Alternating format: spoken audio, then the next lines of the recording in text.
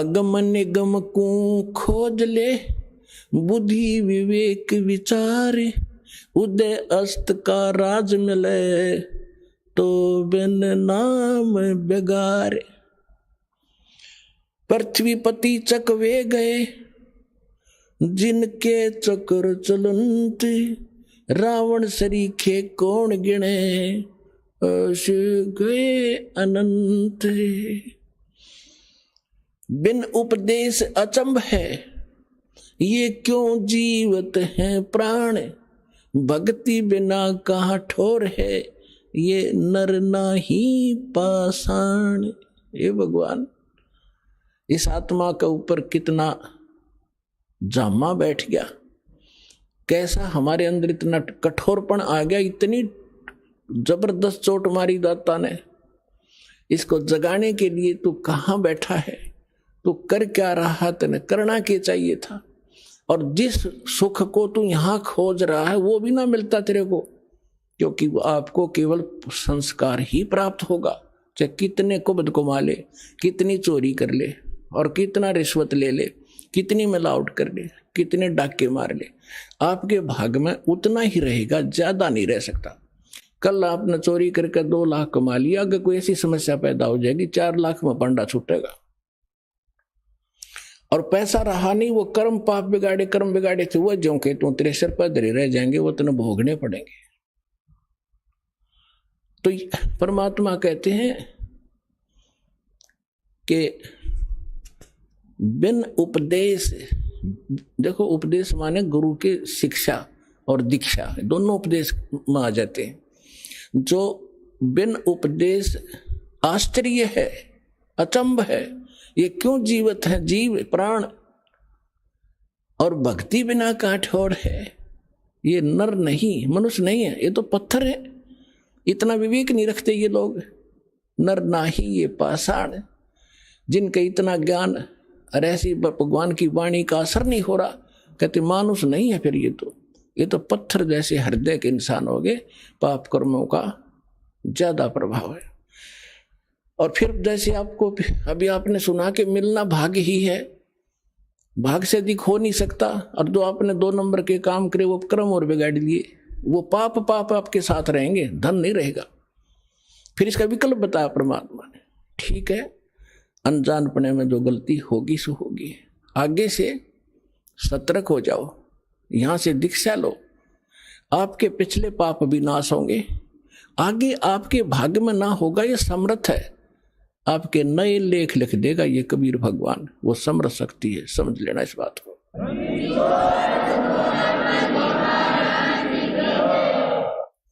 बिन उपदेश अचंभ है, क्यों जीवत है प्राण, भक्ति बिना काठोर है, ये नर नाही पाषाण। आगे गए ना बावड़े, रहते भी सब जा, बिन साहेब की बंदगी, कहीं ठोर ठिकाना ना। होय होय पुण्यात्माओं, कलेजा फटफटा होगा आपका एक दिन, जब आपका पाप कर्मों का बुखार उतर जाएगा, आत्मा निर्मल हो जाएगी, आंखों से आंसू नहीं सूख्या करेंगे जब ये वाणी सुना करोगे। अब क्या बताते हैं परमात्मा कि जो हमारे दादे परदादे पहले चले गए, उन्होंने तो आके बताया नहीं उनकी के दुर्दशा हुई, और शेष भी जा रहे हैं। अब भगवान आके बताते हैं स्वयं, और फिर उस जिन संतों से वो मिलते हैं वो संत बताते हैं। तो क्या बताते हैं कि पहले चले गए वो तो वापस नहीं आपको बताने आए, और रहते भी सब जा रहे हैं। और बिन साहेब की बंदगी, बिना भगवान की भक्ति की ठोर ठिकाना। अब यहां समस्या और आती है, भगवान कौन है, साहेब कौन है। अब ये दास ने आपको बहुत बार बता रखा है, इसको बार बार रिवाइज ना करूं, क्योंकि देखो एक तहसीलदार भी साहब है, मालिक है, स्वामी है, एक कमिश्नर डिप्टी कमिश्नर भी, डीसी भी स्वामी है, डीएम बोल रहे कई जगह उसको, और मंत्री भी, पर मुख्यमंत्री भी साहब है, प्रधानमंत्री भी साहब है, राष्ट्रपति भी साहब। तो यहां कौन से साहब की तरफ संकेत किया गरीबदास जी ने? उनका कौन साहब था? अनंत कोट ब्रह्मांड का एक रुति नहीं बहार, सतगुरु पुरुष कबीर है ये कुल के सिरजनहार। हम सुल्तानी नानक तारे दादू को उपदेश दिया, जात जुलाहा वेद न पाया वो काशी में कबीर हुआ। यानी ये भगवान भी बता दिया है वो साहेब कौन सा जिसकी भक्ति करनी चाहिए। ये वो परमात्मा है जो काशी में धानक जुलाहे रूप में कबीर रूप से नाम से आए थे। ये अनंत कोट ब्रह्मांड का स्वामी, ये है मेरा साहेब। तो यहां कहते हैं पहले गए आगे गए ना बावड़े, रहते भी सब जा, और बिन साहेब की बंदगी कहीं ठोर ठिकाना ना। जैसे आज यहां प्रधानमंत्री बन गया, भक्ति की नहीं तो राजा का नेक्स्ट जीवन गधे से शुरू होता है। ये विधान बता रखा है भगवान का। अब गधे का जीवन जब पूरा होगा वहां मृत्यु, फिर कहेंगे चलो कहाँ, कोई पुण्य बना है तो स्वर्ग में जाओगे। स्वर्ग का समय निर्धारित है आपके संपुणों के आधार से। वो पुण्य आपकी पूंजी जब समाप्त हो जाएगी फिर चलो नरक में, पाप वहां भोगने पड़ेंगे। जब तक हम कबीर साहब की शरण में नहीं आते, इस दास से उपदेश लेकर सतभक्ति आप नहीं करोगे, तो आपको केवल वर्क डन मिलेगा। जैसा कर्म किया वैसा ही भगवान आपका थारा भगवान उतना ही फल देता रहता है। जिसको तुम भगवान मानते थे वो केवल इतना ही काम कर सकते हैं, जैसा कर्म वैसा ही फल। और ये परमात्मा आपके पाप नाश करेगा, ना भाग्य में होगा, और आपको आवश्यकता होगी नो नहीं बेमतलब डिमांड करोगे वो नहीं मिलेगा। एक विद्यार्थी जो आवश्यक वस्तु मांगता है पिता माता वही देते हैं, और वो मांगा मैंने बंदूक ला दे कि पागल है पिताजी, विद्यार्थी को गन ला के देगा तो ऐसी डिमांड करोगे फिर नहीं मिलेगी आपको। हाँ, जो आवश्यक होगी समर्थ पिता सब कुछ देगा अपने बच्चे को, हर पल पल पर सारी सुविधा देता है, तो आप समर्थ की शरण में आ गए हो। तो इस प्रकार अब फिर उसके बाद जब आप नरक में जाओगे, फिर नरक से कहेंगे चलो समय पूरा होगा, कुत्ता बनो, कुत्ते का समय पूरा हुआ, चलो आगे नेक्स्ट जीवन। और फिर कभी मनुष्य बन गए भूल भटक कर, फिर यही क्रियाएं, फिर मृत्यु, फिर चलो। तो कहते हैं आगे गए ना बावड़े, ये रहते भी सब जा, और बिन साहेब की बंदगी कहीं ठोर ठिकाना ना। और इस परमात्मा की भक्ति करने से, इसकी भक्ति ना करने से क्या कहते हैं, संसा शोक सराय में सुतक दिन राती, जीवत जग में जूते पड़े फिर जम तोड़े छाती। कि सब किसी ने देख ले, किसी का ज्ञान कंप्लीट नहीं, सब शंका के अंदर है, सबको संशय बना हुआ है, सबको ये चिंताएं सता रही है। कहते संसा शोक सराय में, इस मनुष्य रूपी सरा में ये तुम्हारे अंदर भर रखी काल ने। और सुतक दिन राती, सुतक एक टेंशन खत्म हो दूसरी तैयार, वाह कितना तो सेट हो इतने तीसरी तैयार। कहते सूतक सी हो ही रहे तुम्हारे इस दिमाग में, जैसे बच्चे पैदा होया करें मच्छर से पैदा हो, कहते सूतक तुम्हारे साथ ला रखे, और जीवित जग में जूती पड़े। अब हम क्या सोच रहे हैं बुढ़ापे में सुख होगा, इन बुढ़िया ने पूछ लो किसा सुख से इनके जीने। जो भक्ति नहीं करते, भक्ति करेंगे उनके तो हाथ आप रखेंगे बच्चे, क्योंकि एक तो भक्ति की शक्ति और फिर बच्चों के अंदर भी नम्रता। यहाँ आप देख रहे हो कोई कितना का, कोई किसी की बहन, कोई किसी कितना तो भाई आया हुआ है, और सबको इतनी आदर देते हैं बूढ़े बुजुर्ग भाई बहनों को, अपनों को भी ना दिया जाए यहाँ पर। और यहाँ आकर जो ऐसा नम्र होंगे तो घर में क्या वो ऐसा भाव नहीं बरतेंगे, तो सुख भी इसी तरीके से उस वृद्ध अवस्था में भी होगा। और फिर भगवान की भक्ति साथ होगी, 100 रोग कटेंगे। बुढ़ापे में तो सारे तो दुख हो जाया करें, शरीर भी कंडम, रोग भी घर करें, आँखें दिखे नहीं, बालक भी गुर्राव है। तो इस प्रकार परमात्मा कहते हैं बूढ़ा होवे पड़े खाट में, बूढ़ा होवे पड़े खाट में, सुने बचन खारे, कुत्ते तावण का भी सुख को ना, ये छाती फूकण हारे। जो बिना ज्ञान की बहु न्यो ओलाने दिया करे बूढ़ा बुढ़िया ने। पुराने समय में बुढ़ा बुढ़िया की खाट गेट पर डाली जाया करती, और बहू कह कर जाया करती तो देखिए कुत्ता ना बढ़ जा घर में। अब बुढ़ापे में जब दिक्कत फिर रोड़ा के वो कुत्ता बिल्ली सब बदमाश हो कि तन की तक बढ़ जा, वो क्रोध मस्ता रहेगा अंदर जाकर न। तो दूध दाद या लस्सी लस्सी खिंडा दी गिरा दी उसने, तो बहू आवेगी अंदर जाते देखेगी उसकी सौ पर सुई जावेगी, तब उसको लाना देती है। परमात्मा कहते वृद्ध हुए फिर पड़े खाट में सुने वचन खारे, और कुत्ते ताउन का भी तुम्हारा सुख को ना, तुम छाती फूकण हारे। वह बहू फिर ये चमोले सुनाओगी, तुम शब्द श्लोक सुनाओगी, और कुत्ते भी ना हटा सकती, तुमने छाती फूक दी मारी। तो परमात्मा कहते फिर आपके बच्चे भी पुत्र वधू भी भगवान से डरने वाले होंगे, कटु वचन नहीं बोल सकते। क्योंकि ऐसा है व्यक्ति को, यदि कोई तगड़ा व्यक्ति कटु वचन बोलता है वो बोलेगा नहीं, क्योंकि विरोध करने का उसमें सामर्थ्य नहीं, वो रोया करे, उसमें वो गरीब होकर रोता है, और परमात्मा उसकी घड़ी सुनता है। तो इसलिए कोई ऐसे अपनी पुत्र वधू को या सास अपनी वधू को, क्योंकि नई नई बेटी आती है वो बहुत संकुचित और शर्मा कर रहती है, डर कर रहती है, उससे बहू वो सास भी कोई गलत व्यवहार करती है तो उसकी आत्मा दुख पाती है। तो हमने आपस में ये कर्म बढ़ाने नहीं घटाने हैं। तो इस ज्ञान से ये भी आपके अंदर एक पैमाना बना रहेगा कि नहीं, दुख नहीं देना चाहिए, स्वयं दुख हो लेना चाहिए, दूसरे को दुखी हम नहीं कर सकते। हिरणा कुछ में मैं करे कोटि 49 राज। अब क्या बताते हैं कि संसा शोक सराय में सूतक दिन राती, और जीवित जग में जूते पड़े फिर जम तोड़े छाती। अब यहां तो सारे उम्र दुख में काटेगा, बुढ़ापे में बूढ़ा स्वयं दुखी, फिर ऐसे व्यवहार से भी तंग, और अगले जन्म में कहते फिर बिना भक्ति किए हुए प्राणी को यम के दूत घसीट के ले जाते हैं, उसकी टट्टी और पेशाब निकल जाता है, उसको आकर इसी भयंकर शकल दिखाई देती है। अंत समय में उसकी गर्दन दबा दी जाती है, सूक्ष्म रूप से जबान बंद कर दी जाती है, वो बोल भी नहीं सकता। और जो भक्ति करते हैं परमात्मा की, ऐसे जाएंगे जैसे स्वप्न, जैसे आप ऐसा स्वप्न होगा जैसे सत्संग में चलते हैं, वहां भगत दिखाई देंगे, अरे कहाँ जा रहे हो, क्या हो, बरवाला चलते हैं, चलो भाई चलो चलो, ऐसे छोड़ के भाग लेगा शरीर को, जैसे रजाई छोड़ के भाग लिया करें गुरु जी को देखने के लिए।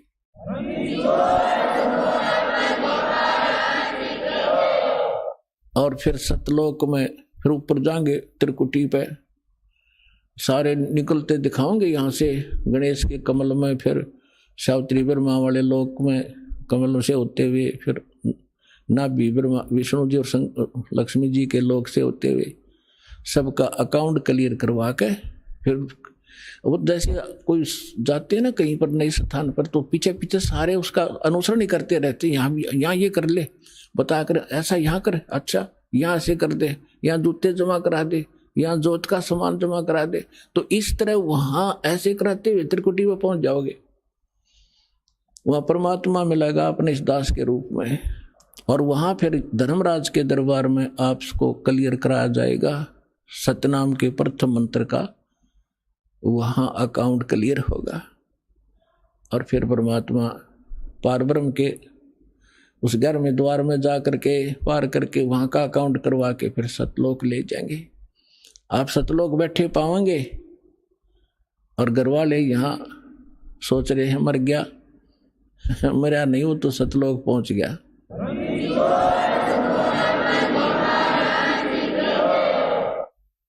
हरना कुछ में मैं करे, यहाँ की इस भौतिकवाद की कितनी इसके अंदर कमजोरी है, जिसके ऊपर आमांडी पाके बैठे थे।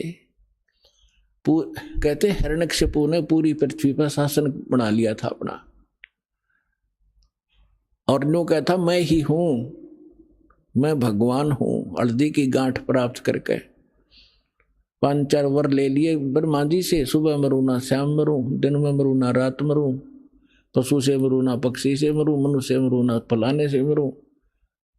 और फिर बस इससे अपने आप को मान बैठा, आई एम गॉड, मैं हूं सब कुछ। तो परमात्मा कहते हैं सूक्ष्म ज्ञान में, हिरण्यकशिपु में मैं करे पूरी पृथ्वी का राज, ऐसे नरसिंह ले गया जो तीतर को बाज। कहते यह ब्रह्मटी होगी इन लोगों की। हिरण्यकशिपु छाती तड़वाई, ब्राह्मण बाणा और कर्म कसाई।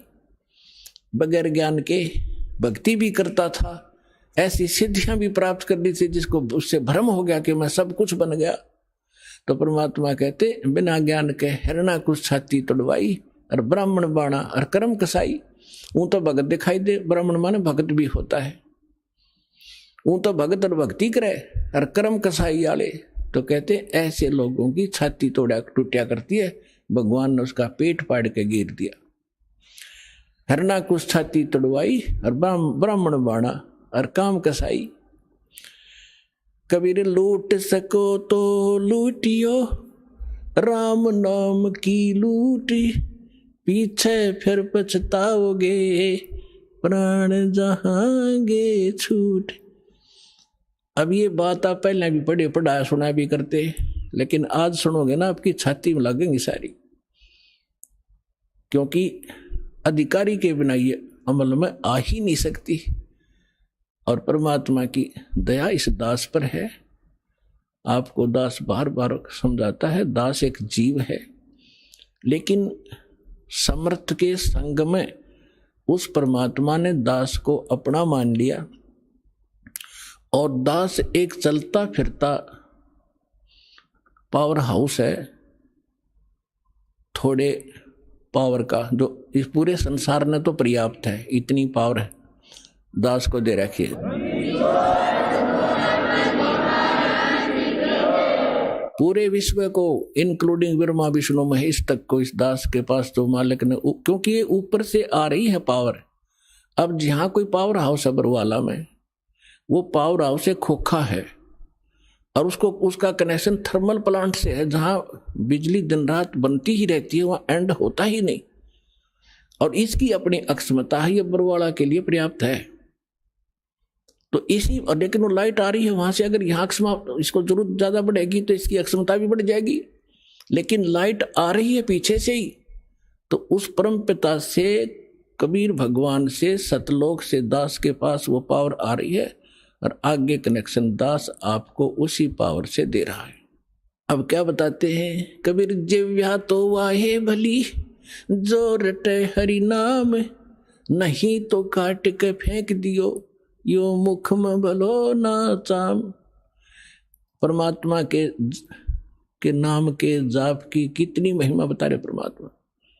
वैसे तो जिव्या बहुत काम आवे, खाना खान में भी काम आवे, और भी कड़वा मीठा चाखण के भी काम आती है। परमात्मा कहते हैं यदि इससे आपने भगवान की भक्ति और उसका गुणगान नहीं किए, तो इस चाम की इसे अच्छे जगह पे मुंह तो हम सबसे उत्तम मानने हैं, इसमें कति आवश्यकता नहीं। ये जीव ना तय फिर ईसा जुलम करेगी। कहते हैं तय पराई आत्मा जीव बांध तलवार, या जीव तलवार का काम करेगी। कोई गरीब, एक कमजोर व्यक्ति को एक तगड़ा व्यक्ति, बलवान व्यक्ति कोई अपने मुख से ऐसे वचन कह देता है, अब उसके साथ ना प्रतिशोध कर सकता, ना उसको कुछ जवाब दे सकता, बैठकर रोता है। उसकी आत्मा को जख्मी कर दिया उस नीच व्यक्ति ने इस जीभ वाली तलवार से, वचन से। तो परमात्मा कहते हैं यदि इस जीव का सदुपयोग नहीं किया, भक्ति नहीं की, तो इसने काट के फेंक दे इसका। अच्छा, कितनी महिमा बताइए। फिर क्या बताते हैं कि नर से तीतू पशुआ की जय, गद्दा बैल बनाई, ये 56 भोग कहाँ मन भोरे, की तकुर्री चढ़ने जाई। अब क्या बताते हैं परमात्मा के,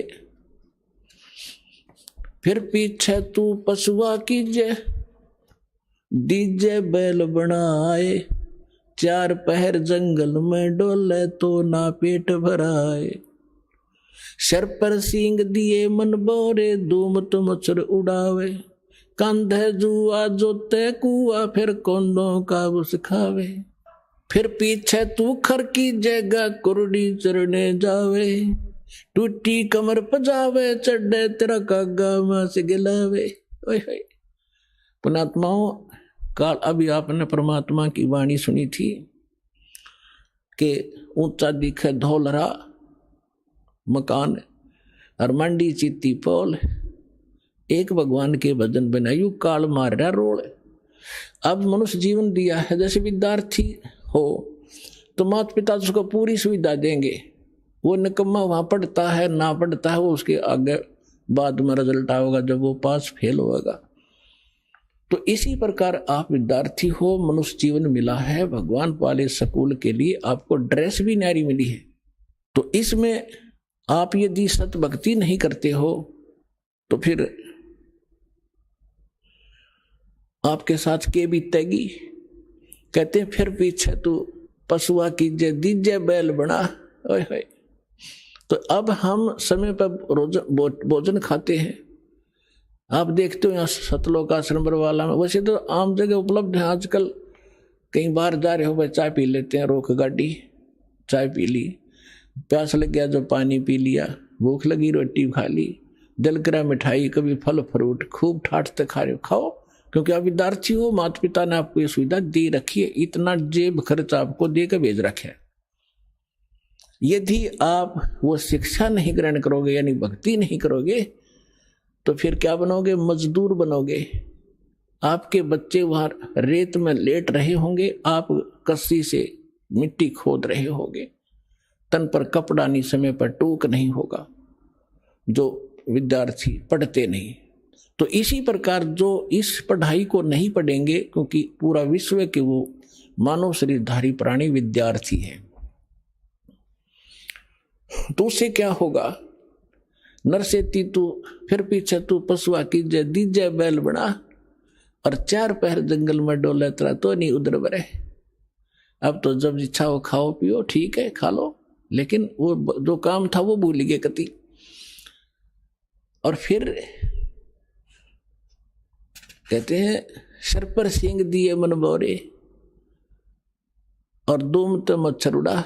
अब तो हम मच्छरदानी लगा लेते हैं, ऑल आउट वगैरह ये लगा लेते हैं, और फिर के लगावांगे? बैल बने पाछे एक पूछड़ हो गया आपके पीछे, उसने चाहे पंखा बना लियो, चाहे उसने कूलर की जगह प्रयोग कर लेना।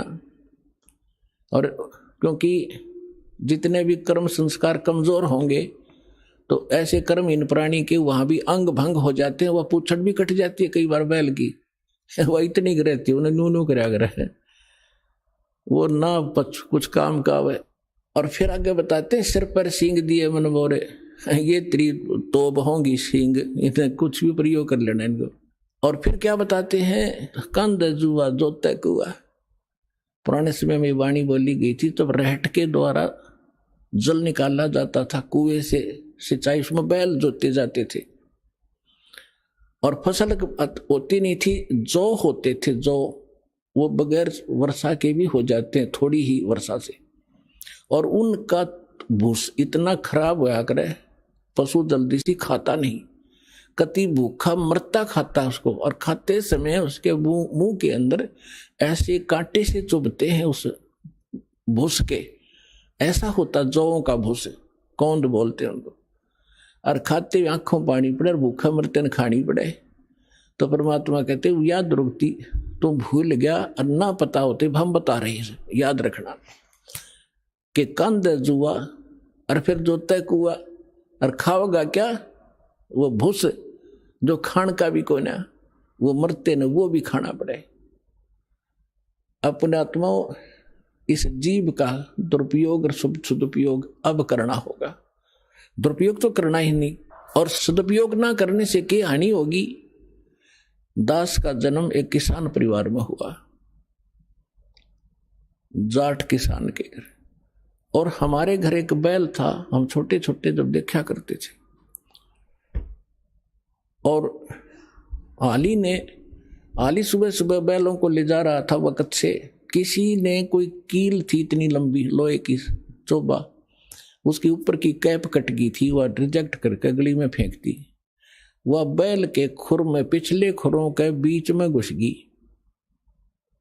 अब बैल स्पीड तो चलते चलते 2-4 कदम जल्दी जल्दी रख गया, वो अंदर ठुक गई।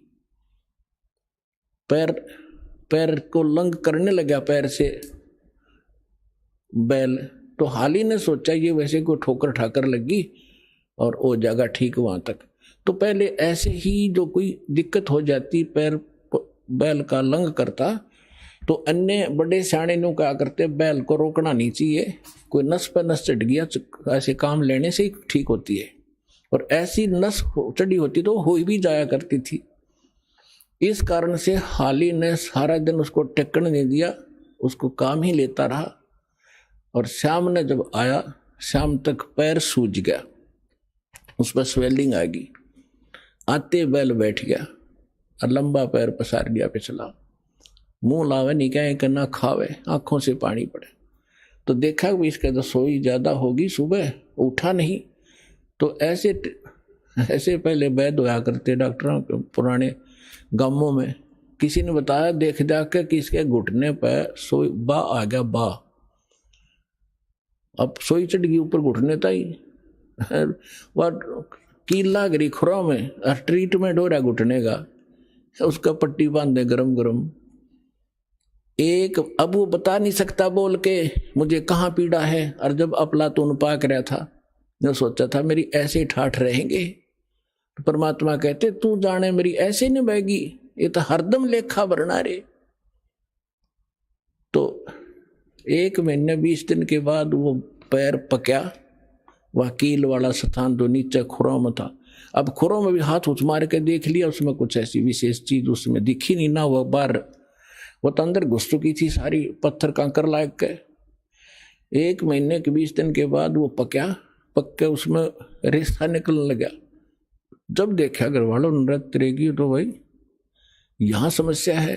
फिर कोई बुलाया से ही, वो चमटी सी ले रहा था नकचुंडी, उसने उसको करेल को कील निकाली बार, वो तरेगी इतनी लंबी। तब वो बैल पुनः ठीक हुआ।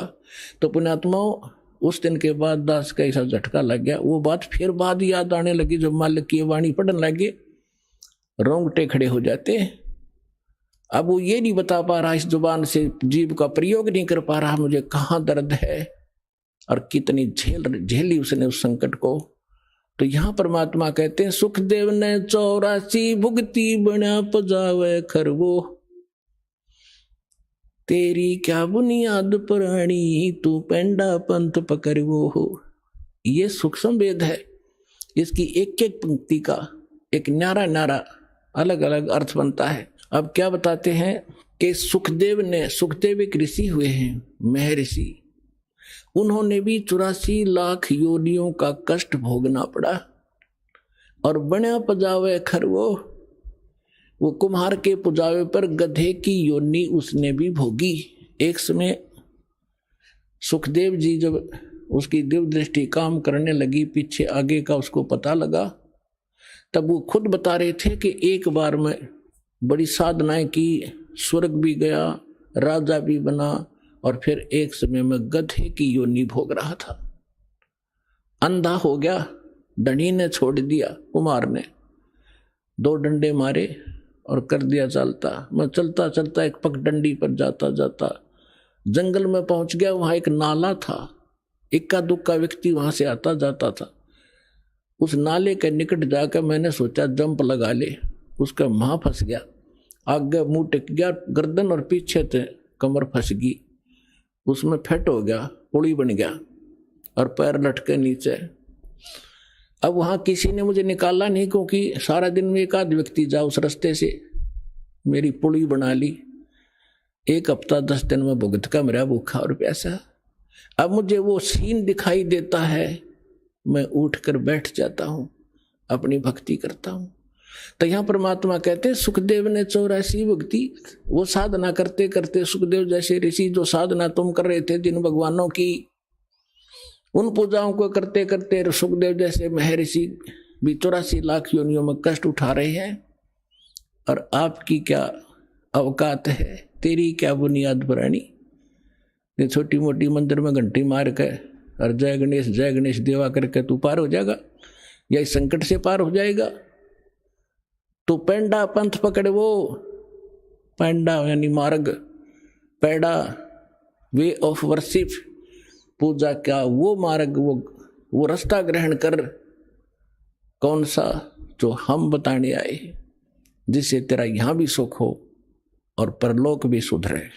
तो पुण्यात्माओं प्रसंग चला था कि हम परमात्मा से डर कर रहें और उस परमात्मा पर विश्वास करें,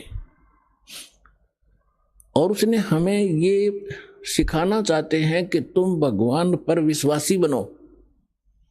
अभी आपने परमात्मा के भोग के समय परमात्मा की वाणी सुनी थी, मोकू का ढूंढे रे बंदे मैं तो तेरे पास में। सब कुछ नकारा करके क्या बताया है? कहे कबीर सुनो भी साधो, मैं तो हूं विश्वास में। यदि आपको यह विश्वास हो गया Kabir is God, Kabir is supreme God, तो राहत भगवान देगा। और जो आपके मन में शंका संशय रहेगी तो मालिक सहारा दे नहीं पाओगा, आप केवल वर्क डन ही प्राप्त करोगे। तो उसके लिए दास का प्रयत्न रहता है कि आपके हृदय में सब शंका हटा के और परमात्मा को परमात्मा जचा दूं, और तभी आप आगे बढ़ोगे। जब आपको विश्वास हो गया कबीर इज गॉड, इसलिए रह कर ये सत्संग सुनाए जाते हैं, प्रमाण दिखाए जाते हैं, ताकि आपकी शंका जड़ कति मूल से नष्ट हो जाए, और फिर कबीर साहब रह जाएगा। आज तो हम उसको कवि समझ कर रिजेक्ट करे बैठे थे, लाल को कौड़ी समझ रहे थे और कौड़ियों की गठड़ी बांध रखी थी। 36 प्रकार के देवता पूजा करते उनको लाल समझ गए, हम डले ढो रहे थे। परमात्मा कहते हैं चारों युग में मेरे संत पुकारे, और कूक कहा हम हेल रे, हीरे माणक मोती बरसे, ये जग सुगता डेल रे। हम चारों युगों में ये ज्ञान बताया कर चले गए, हमारा किसी ने नहीं सुना। ये पर भी लेन जात है दुनिया, हमारा ज्ञान किन्हें ना सुनिया। ये केदारनाथ पर जाकर मर गए हजारों की संख्या में, और हमारा ज्ञान किन्हें नहीं सुनिया। कितना आसान तरीका, कैसी यहाँ परमात्मा ने अपने बच्चों के लिए सुविधा दे रखी है। ये आपका पिता है, ये आपके पिता का घर है। अपने पिता के घर पर यह सुख प्राप्त हो सकते, इस पृथ्वी पर आपको मिलेंगे नहीं। तो प्रसंग चल रहा है, परमात्मा ये सिद्ध करना चाहते थे। परमेश्वर कबीर साहब जी एक झोपड़ी रहा करते थे, कपड़ा बुना करते थे, और कपड़े के बुनाई की जो मेहनताना आता था उसी से अपना परिवार पोषण करके दिखाते थे। परमात्मा का अपना कोई निजी परिवार नहीं था, उसका तो सारी सृष्टि परिवार है। उनका पत्नी नहीं थी, 2 बच्चे आपको बताया था, सत्संग में बहुत बार बताता है दास। लड़का एक लड़की, किसी की फड़क निकालने के लिए वह जीवित करे थे, और वो बच्चे फिर अपने बेटा बेटी रूप में रखे थे। 2 माता पिता थे, मुंह बोले, जन्म नहीं था उनसे मालिक का, वो निसंतान थे। कमल के फूल पर परमात्मा सतलोक से आकर विराजमान हुए थे, एक शिशु रूप धारण करके वहां से उठा ले गए थे। तो वो सब जब युवा लीला करते हुए युवा हुए तो दुल्हे का काम करने लगे, धारण कहलाए। परमात्मा कहते मात पिता मेरे कुछ नाही, ना मेरे गरदासी, हर दुल्हे का पुत्र आण को आया, जगत करे मेरी ऐसी। तो परमात्मा उस समय ये ज्ञान दिया करते थे, और साथ में ये एक रिहर्सल, एक एग्जाम्पल कोड करके चले गए कि संसार में मेरे तो निर्धन कोई नहीं हो सकता, और निर्धन होकर भी नीत साबित रखे। जैसे दास ने बताया था कि आपको यहां बुलाने का तरीका उद्देश्य है कि आपको सब क्रियाओं से परिचित कराऊं, परमात्मा के लाभ को प्राप्त लेने की विधि आपके हृदय में जचाऊं, ताकि आपकी नीत साबित हो, दान करने की नीत बने। और धर्म दान करे बिना उभर नहीं सकते आप। जैसे दास ने कहा था कि किसान ने फसल भी बो दी, बीज बो दिया और खाद पानी डालिया नहीं, तो सफल नहीं हो सकता। ओनली केवल मंत्र देण मात्र थे आप सफल नहीं होगे। इसमें खाद पानी है, ये तो बीज है, मंत्र जो तीनों मंत्र है, और इसमें ये 5 यज्ञ समझो खाद पानी है।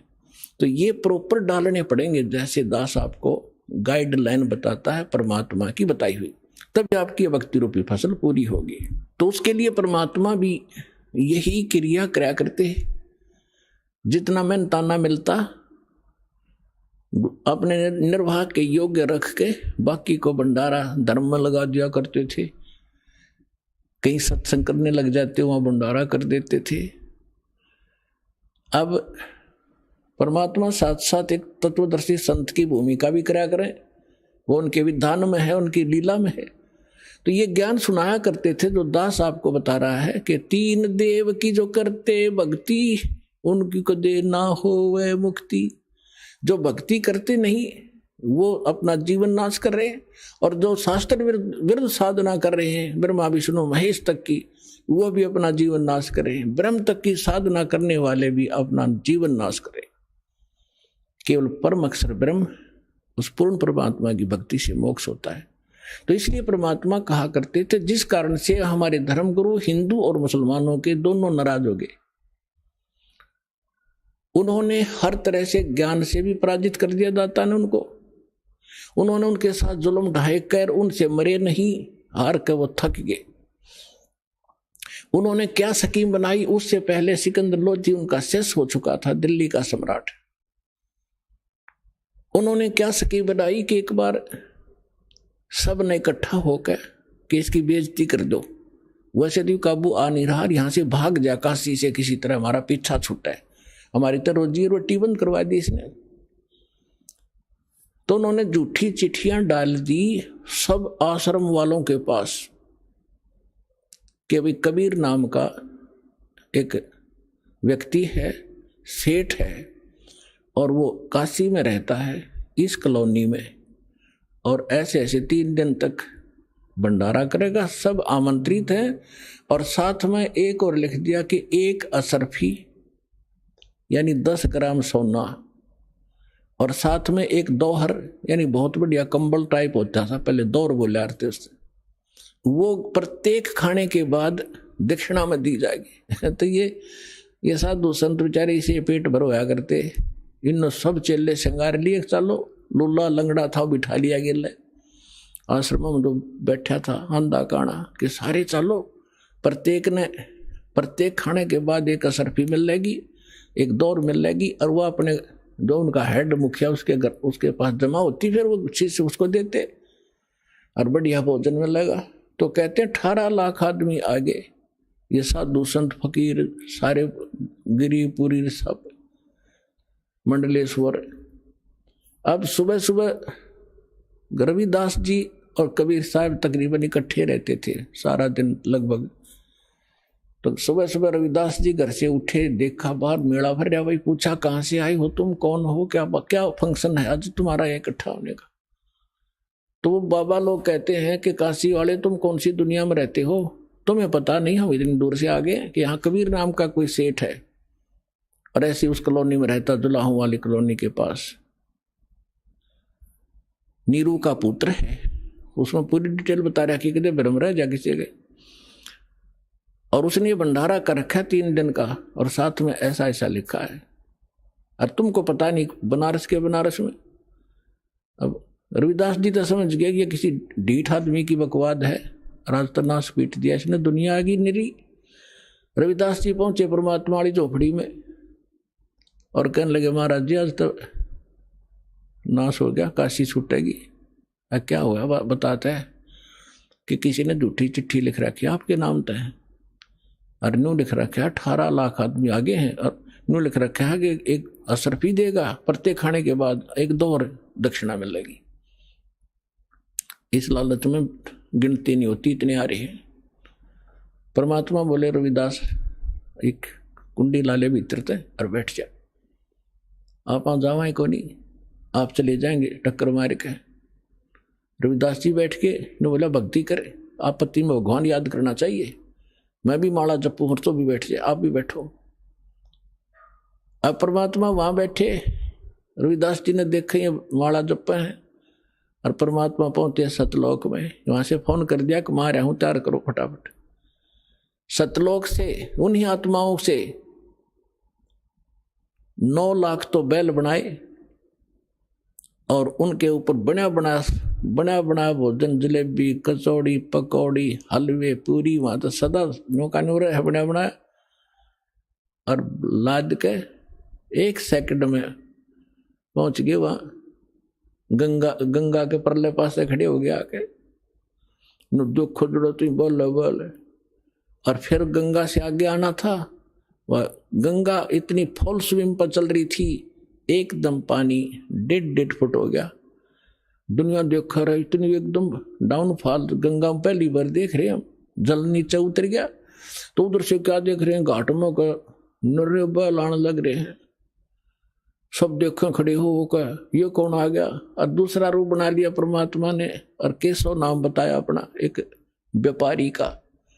पहले बंजारे होते थे, बंजारे बिजनेस किया करते थे बैलों के ऊपर, जैसे गधों पर बोरे होते ऐसे बैलों पर लादा करते थे। यही ट्रांसपोर्टेशन का साधन था। आजकल तो ट्रकों से होती है, फिर बैलगाड़ियों से शुरू होगी थी, लेकिन पहले बैलों के ऊपर, जंगलों में रास्ते थे नहीं, जंगलों में से निकाल ले जाते, आगे पीछे बैल लगा के जैसे ऊंट बांध लिया करें। तो उस समय ऐसे बंजारे लोग बिजनेस किया करते थे। किसी मंडी से गुड़ ले आते, उसको वहां बेचते जहां गुड़ नहीं होता था, तो उनको बंजारा बोलते थे। तो केशव नाम बताया और आके तान दिए तंबू सारे।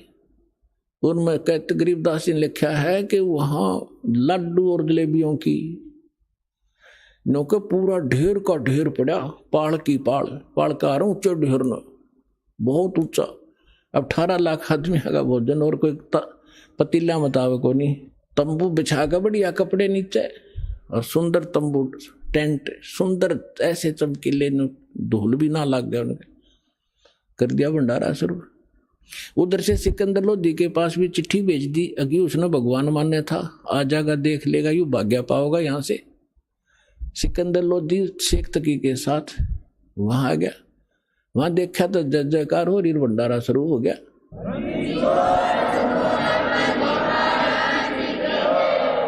अब शेख तकी की तो मासी मर गई, पेट पकड़ के बैठ गया। उतने सोच कहा था कि आज पता लग जाए सिकंदर लोधी ने, इसने अल्लाह का करता यू। और जब देखा कि भंडारा कौन कर रहा, पूछा किसी से पूछा तो पता लगा कि यहाँ केशव नाम का व्यक्ति बैठा है। न्यू कहे मैं उसका पगड़ी बदल यार हूं, गरीब कबीर का, मैं कबीर जी का पगड़ी बदल मित्र हूं। और ये राजा ने जो पूछा कि आप कौन हो, कि केशव नाम है मेरा, आप क्या लगते हो गरीब, उसके कबीर साहब आपका क्या लगते हैं, कि मेरा मित्र है वो, पगड़ी बदल यार हूं मैं उसका। मेरे पास भी एक चिट्ठी गई थी उनकी कि कुछ छोटा सा भंडारा करना है, कुछ सामान लेते आइएगा मित्र। अब वो शेख तकी ने कह रहा, इसने छोटा भंडारा कहे, ये तो बेगन है वह। फिर तो वहीं बैठ गया। फिर सिकंदर लोधी ने तो दर्शन करने थे अपने परम पिता के, तो उससे पूछा कि भगवान कहाँ है, कबीर साहब कहाँ है। केशव से पूछा, केशव ने कहा उनका दास तो बैठा है, उनको क्या आवश्यकता आने की, मौज आएंगे जब आ जाएंगे, मर्जी के मालिक है वो। तो सिकंदर लोधी ने सोचा भाई इतनी दूर आया हूं, पहले दर्शन करूं। उनकी झोपड़ी पता करके वहां पहुंचे, साथ में अंगरक्षक हाथी पर बैठ कर गए। तो जाके नीचे उतर के सिकंदर लोधी ने दरवाजा खटखटाया। रविदास जी कहने लगे महाराज जी तो आगे दिखे, वो आगे दिखे, वहां से चलकर ढूंढ ली झोपड़ी अपनी। कबीर साहब बोले बोला मत, पिटन दे कवाड़े ने। तब सिकंदर लोधी ने कहा कि हे भगवान, हे अल्लाह के रूप, दरवाजा खोलो। परमात्मा बोले, वो तो जाने थे पता था। फिर उन्होंने कहा कि मैं, परमात्मा ने बोला कौन है भाई तू, कि मैं आपका दास हूं, सिकंदर दिल्ली से आया हूं, एक बार दरवाजा खोलो परवरदिगार। परमात्मा बोले नहीं राजन, मैं तो बस इंतजार कर रहा हूं कि कब दिन सूर्य अस्त हो, अपने परिवार ने लेकर भागूंगा यहां से, ये मुझे जीने नहीं दे रहे। अब सिकंदर लोधी ने कहा कि हे परमात्मा, यदि मैं आपसे परिचित ना होता तो आप मुझे भी आज बहका देते। मैं अब आपकी बहकाई में नहीं आ सकता। मैं आपको पहचान चुका हूं, आप अल्लाह अकबर हैं। दास को दर्शन दे दो, वैसे एक बार दरवाजा खोल। तब परमात्मा ने कहा, रविदास जी खोल दे खिड़की। दरवाजा खोल दिया। सिकंदर लोधी ने दंडवत प्रणाम किया दिल्ली के सम्राट और कहा, परवरदिगार आपने कैसे रंग लगा रखे हैं, आपकी जय जयकार हो रही है। ऐसा भोजन सब खा रहे हैं, कैसा भंडारा कदे देखा ना सुना। और आपका मित्र वहां पर, आपका मित्र जिसके पास आपने पत्र भेजा था वो बैठे वहां पर, केशव नाम है उसका। परमात्मा को वो तो खुद वहां भी बैठे, दो उठौड़ है एक तू भया एक से दो। तो कहने लगे भगवान, सिकंदर लोधी ने कहा भगवान एक बार दर्शन दो। आपके दर्शनाभिलाषी वहां भक्त श्रद्धालु बैठे हैं, खाना भी खा रहे हैं और ये पूछ रहे हैं वो कबीर कौन है जो इतना गजब का भोजन आहार आज तक देखा ना सुना। और ऐसा समर्थ वो कौन है, एक 10-10 ग्राम सोना भी दे रहा है और एक कंबल भी दे रहा है प्रत्येक खाने के बाद। तो नकलिया ने अच्छा खाया होगा खाना एक दिन में, वो लेने के मारे दक्षिणा। तो उसके घर में के भंडार में कोई कमी है? उस दाता की सारी सृष्टि का पालनहार, असंख्य ब्रह्मांडों का पालनहार, तीनों लोकों में प्रवेश करके जो सबका धारण पोषण करता है, ये वो परमात्मा है। तो पुण्यात्मा हम उसके बच्चे हैं और वो भी उसके बच्चे थे जो साधु संत बने फिरे थे, परमात्मा के लिए भटक रहे थे, गलत साधना कर रहे थे, फिर भी बच्चे तो उसी के हैं। मैं रोवत हूं सृष्टि को या सृष्टि रोए मोहे, और गरीब दासी इस वियोग को समझ नहीं सकता कोई। तो उनको भोजन खिलाना था सतलोक का लाके, बहाना उन दुष्टों ने बनाना था, उनकी फड़क निकालनी थी, अपनी सामर्थ्य को, अपनी समर्थता दिखानी थी। आज दास के गुण गाता, जो पहले आकर भगवान वाले काम ना करके जाते तो दाता। तो सिकंदर लोधी ने कहा कि एक बार आपके दर्शन करना चाहते हैं सभी के सभी। तो परमात्मा जब कुटिया से बाहर निकले, जैसा सतलोक में उनके सिर पे मुकुट है, ऐसा मुकुट आकाश से आया और ऐसे सिर पे रखा गया। आकाश से फूल बरसने लगे।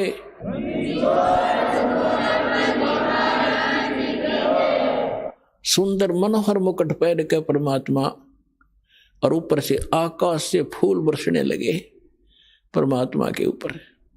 सिकंदर लोधी ने अपने हाथी पर बैठाया अपनी अंबारी में, साथ में रविदास जी। कबीर साहब बोले आजा भाई मित्र तू भी। वो और रविदास जी चंवर कर रहे थे पहले। सिकंदर लोधी ने कहा भगत जी आप तो डेली सेवा करते हो, दास को भी दे दो। तो सिकंदर लोधी ने चंवर पकड़ा, जैसे आप देखते हो पाठ के ऊपर बच्चे करते हैं, महापुरुषों पर ऐसा ये चौर किया जाता है। चौर का मतलब है जैसे माखी माछर बैठे उस तरह लाया करें, ताकि हाथ कपड़ा मारें तो उसका लाग जाए, मर ना जाए। यानी इतनी नम्रता के कारण उसको चौर को संत के ऊपर डुलाया जाता है। तो सिकंदर लोधी ने चौर ले लिया, हाथी पर बैठ कर चल रहे, चारों गेट खोल दिए उस अलमारी के जो हाथी के ऊपर एक कमरा सा बनाया करते थे। तो सारे देखें जो खाना खा रहे थे, कौन है कबीर कौन सा है कि वो बैठा जिस पर सिकंदर लोधी चौर करे, दिल्ली का राजा।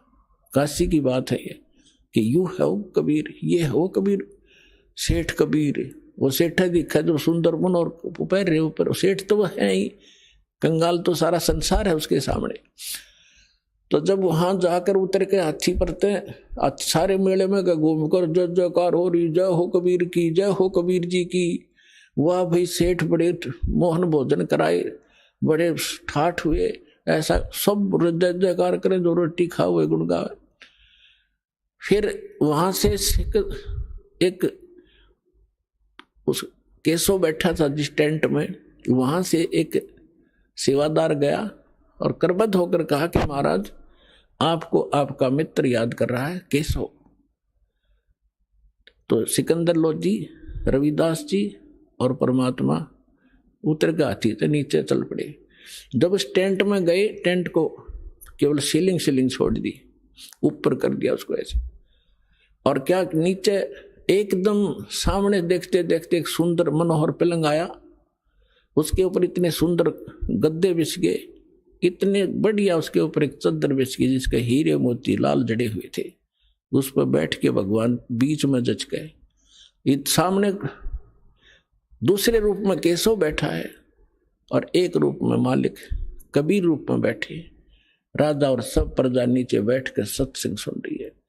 कहते हैं परमात्मा ने 24 घंटे तक सत्संग सुनाया उन प्यारी आत्माओं को। अब देखो वो भटक रही थी, साधु संत बन रहे थे और कारण के बनाया और 3 दिन का सत्संग परमात्मा ने ढूंढा ठाया। लाखों वो भक्त जो डले ढो रहे थे परमात्मा के शिष्य हुए और वो फिटे मुंह हुए जो बकवाद करें थे। बोलो सतगुरुदेव।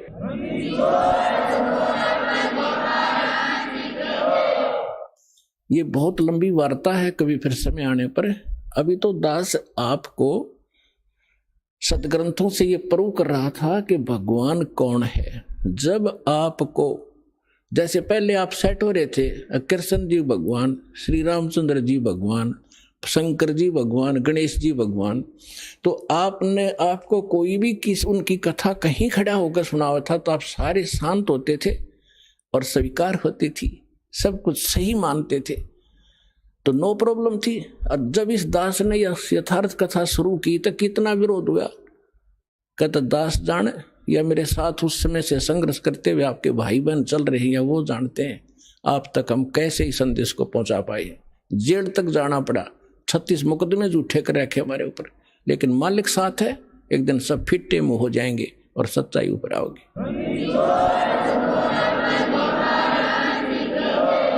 तो एक बार आपके हृदय में जब ये पक्की हो जाएगी पूरे विश्व के कबीर इजगोड, फिर ये कथा सुनाया करूंगा और वो अमृतवाणी सुनाया करूंगा जो हृदय में जाकर लगेगी प्रत्येक प्राणी के। अभी इतना समय नहीं मिलता क्योंकि इसमें बहुत प्रकार के पॉइंट भी बताने पड़ते हैं, फाउल पॉइंट भी बताने पड़ते हैं, और पहली कक्षा का बालक भी पहले दिन आता उस वाला भी सत्संग साथ सुनाना पड़ता है। तो जिस करके ये थोड़ा सा समय कम मिलता है। फिर क्या होता है, शेख तकी कहते हैं नीच आत्मा तो नीचे भाषा रखता है। अब कई बार क्या कहते हैं, जो घड़ा निकम्मा आदमी होता है वो किसी की बड़ाई नहीं कर सकता, नीच व्यक्ति बुराई तो कर सकता है। एक तो होता है यज्ञ जोनार, यज्ञ करते हैं जो बड़ी खुशी में, किसी का लड़का हो गया घने वर्षों के बाद, उसके कहते हैं यज्ञ करी उसने जग, और भाई दिल खोल कर पैसा लाया उसके दादा ने, इतना घी और जलेबी और लड्डू सारे, उसको कहते हैं खुशी में की हुई जग जोनार। और एक होता महोत्सव। महोत्सव वो होता है जैसे किसी ने बता दिया कि तुम्हारे पिता का मर गया, दादा या पिता, उसका तुम ऐसा करना पड़ेगा, इतने कपड़े और इतने पंडित जमाने पड़ेंगे, तो उसमें वो दुखी से होकर फॉर्मेलिटी से कराया करें। 10 ब्राह्मण जमाने हैं, 10 के अंगोछे से टूटे फूटे से लिया करें, कति बिल्कुल सस्ते से, उनके उतने जूते और कपड़े वो फॉर्मेलिटी करते हैं, उसको कहा करें महोत्सव, जो कति दिल तोड़ के काम कराया जा। तो यहां शेख तकी क्या कहता है कि इसे भंडारे हम 100 कर दें, इसने क्या नाराय कर दिया। तो इतनी जब उसने बात कही, कहते हैं पहले तो बहुत जुल्म किए थे उसने काफी वर्षों तक, वो फाइनल बकवाद थी उसकी।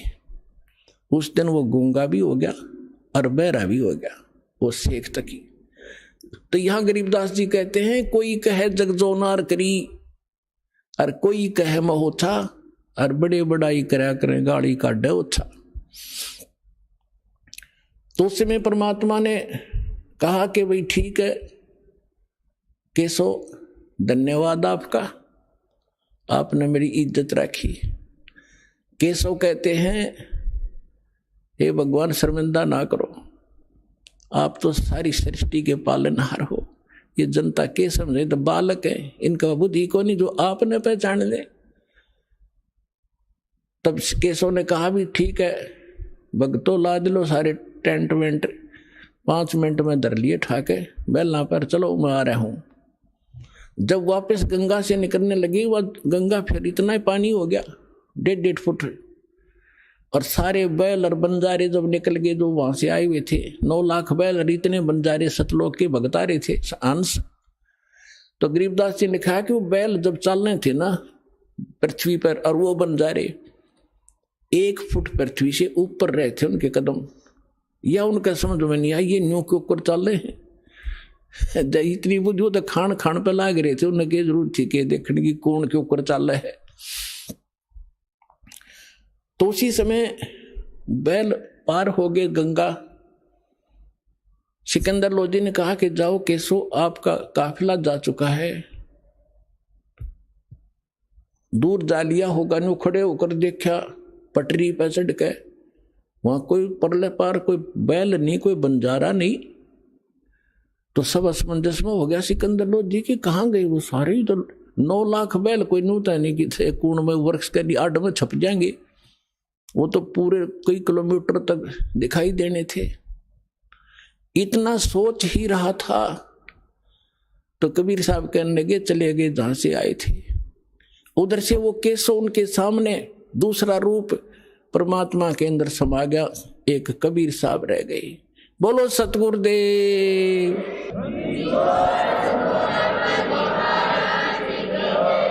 तो परमात्मा कहते हैं कल्पे कारण कौन है, कर सेवा निकाम, और मन इच्छा फल दूंगा जो पड़े मेरे ते काम, पड़े धनी से काम। परमात्मा कहते हैं साई इतना दीजियो जा मैं कुटुंब समावे, हम भी भूखे न रहे अतिथि न भूखा जावे। भगवान से मांगने का तरीका बताया परमात्मा कि घना मत मांगया करो, इतना मांगो कि परमात्मा हम भी भूखे ना रहे और द्वार पर कोई अतिथि आ जाओ भूखा ना जा, इतना जरूर दास को देना। तो ये परमात्मा ने उदाहरण दिया है कि तुम मेरे की तरह नो विश्वास करो उस मालिक पे, और तू कर सेवा निकाम, निष्काम भाव से पूजा कर और दान धर्म करता रहे।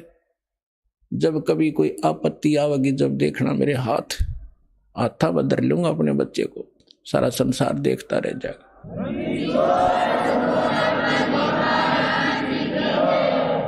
आइए अब हम उन श्रद्धालुओं के अनुभव जानते हैं जो जगत गुरु तत्वदर्शी संत रामपाल जी महाराज जी से दीक्षा प्राप्त कर चुके हैं तथा उनके द्वारा बताए गए भक्ति मार्ग पर चल रहे हैं।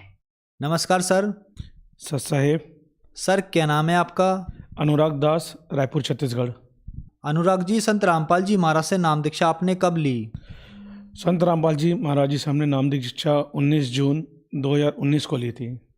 संत रामपाल जी महाराज से नाम दीक्षा लेने से पहले आप क्या भक्ति साधनाएं करते थे? संत रामपाल जी महाराज से दीक्षा लेने पहले हम दामाखेड़ा प्रकाश मुनि नाम साहब से हम जुड़े हुए थे। हमारा पूरे पूर्वज उन्हीं की भक्ति करता था।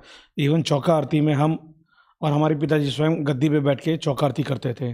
सर जैसा कि आपने बताया कि आप कबीरपंथी दामाखेड़ा पंथ से जुड़े हुए थे, दामाखेड़ा पंथ वाले भी कबीरपंथी हैं और संत रामपाल जी महाराज भी कबीरपंथी हैं, तो आप संत रामपाल जी महाराज की शरण में क्यों आए?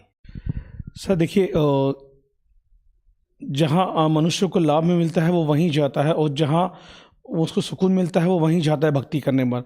हमने वहाँ भक्ति की, हमने वहाँ पे बहुत चौका आरती की, हमने घर में चौका आरती कराई दामाखेड़ा में, परंतु उसके बाद भी हमें कोई लाभ नहीं मिला। हमको इतनी घर में बाधाएं थी, हमारे भूत प्रेत बाधाएं, कई तकलीफ़ें, मानसिक शारीरिक आर्थिक इतनी तकलीफ़ें थी कि हम ही जानते हैं और हमारा परिवार जानता है कि क्या तकलीफ़ें थी। सर क्या काम करते हैं आप? सर अभी मैं हॉस्पिटल में मार्केटिंग मैनेजर हूँ।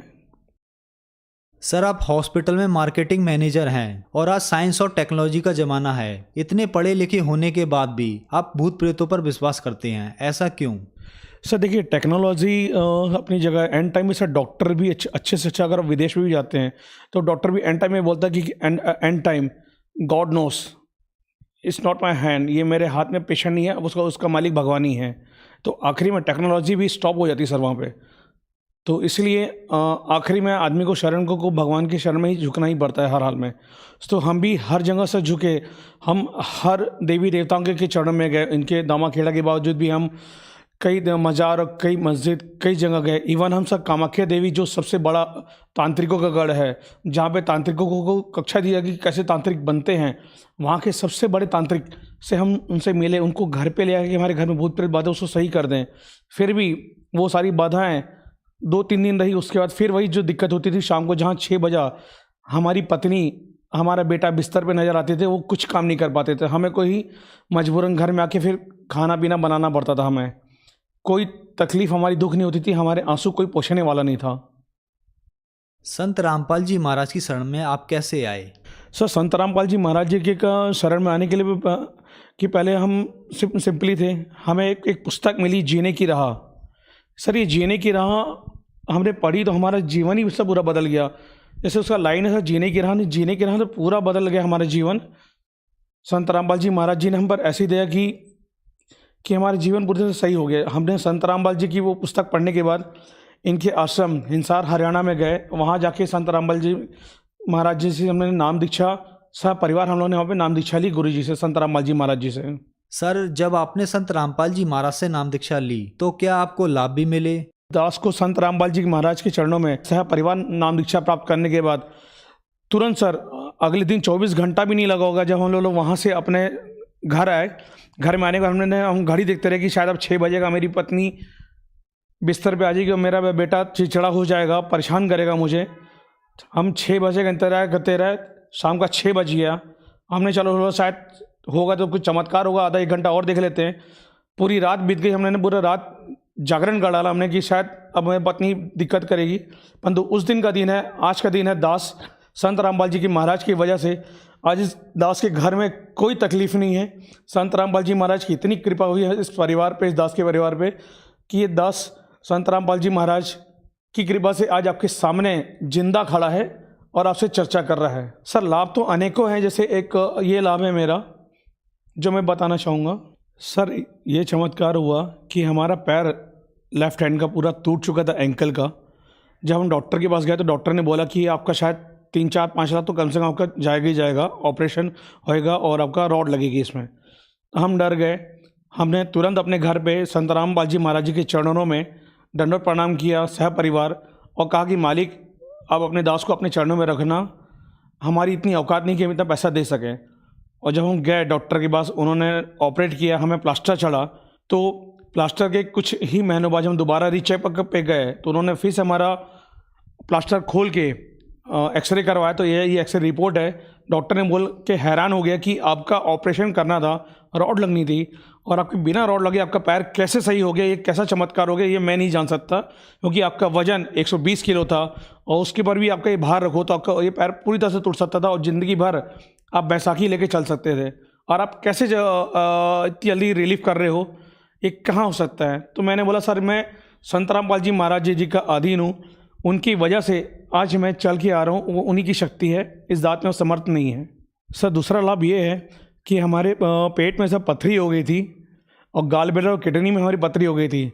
जिस समय पथरी हुई तो हमारे को शाम को यूरिन नहीं हो रही थी, हम बहुत तकलीफ़ हो गई थी। रात्रि 9 बजे हमको ये तकलीफ़ उठी और ये जैसे बिन पानी की मछली तड़पती है वैसे ही ये दास तड़पना चालू कर दिया अपने बिस्तर पे, बहुत रोना चालू कर दिया। मेरे परिवार वाले तुरंत मुझे एम्बुलेंस में लेकर के तुरंत अस्पताल लेके गए।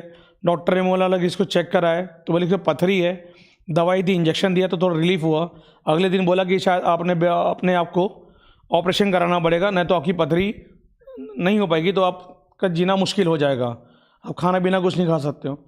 फिर हम अगले दिन घर आए। घर आने के बाद मालिक संत रामपाल जी महाराज जी के चरणों में दंडवत प्रणाम किया और अरदास लगाई कि मालिक जो चाहे आप करो, नहीं तो ये जीवन आपके चरणों में समर्पित है। तो संत रामपाल जी महाराज जी का ऐसा चमत्कार हुआ कि कुछ ही हफ्तों के अंदर हमारी जो दवाई थी वो ख़त्म हुई। उसके बाद का दिन और आज का दिन है, हमने दवाई कभी नहीं खाई, ना ही इसकी तकलीफ़ हमें हुई। आज जो भूत प्रेत बाधा थी वो सारी चीज़ें दूर हो गई। मेरा जो बेटा है, पुत्र है लक्ष्य दास, उसने 3-4 दिन पुराना खाना खा लिया था, फूड पॉइजन हो गया था, वो संत रामपाल जी महाराज जी की वजह से सही हो गया। डॉक्टर के पास गए तो उन्होंने बोला कि सब कुछ नहीं है, 24 घंटे से ऊपर हो चुका है, मतलब आपका बेटा ठीक है, उसको कोई बीमारी नहीं है। उसके बाद मेरे बेटे को स्मॉल पॉक्स यानी छोटी माता निकल आई। हर कोई जानता है छोटी माता 20 से 15 दिन की होती है, परंतु हमने तुरंत छोटी माता आई, बेटे को पता चला, हमने घर पे ही दंडवत प्रणाम किया संत रामपाल जी के महाराज जी के चरणों पे, और बेटे को मालिक का दिया हुआ प्रसाद खिलाया।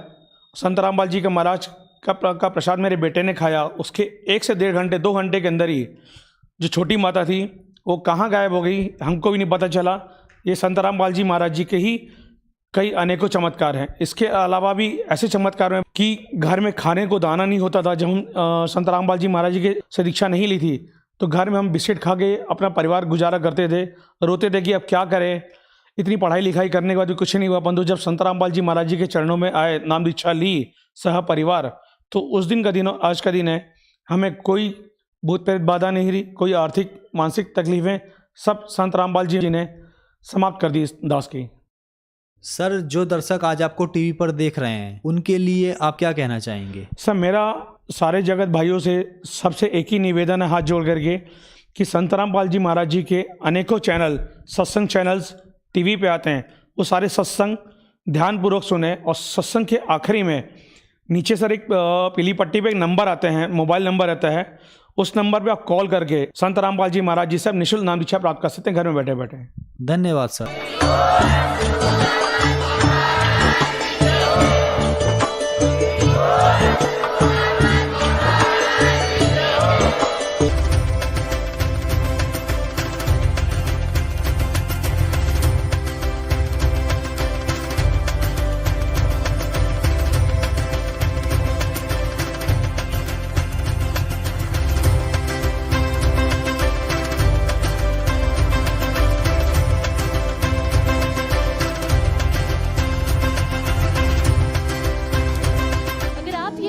YouTube पर देख रहे हैं तो हमारे चैनल को सब्सक्राइब करें और बेल आइकन को दबाना ना भूलें। अगर आप Facebook पर यह वीडियो देख रहे हैं तो हमारे पेज को लाइक करें।